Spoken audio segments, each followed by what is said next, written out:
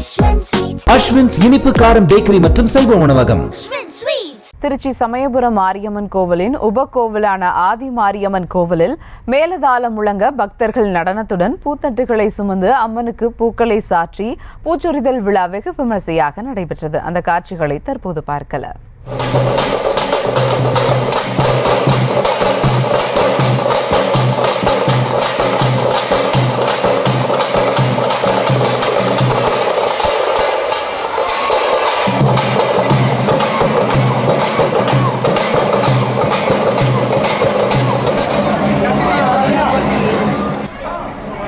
கூடுதல் விவரங்களோடு இணைகிறார் செய்தியாளர் தீனதயாளன். வணக்கம் தீனதயாளன், விவரங்கள்.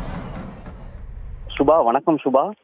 பிரசித்தி பெற்ற திருச்சி சமயபுரம் மாரியம்மன் கோவிலினுடைய உபகோவிலான ஆதிமாரியம்மன் கோவில்ல மாசி மாதம் தேர் திருவிழாவானது ஆண்டுதோறும் நடைபெறும்.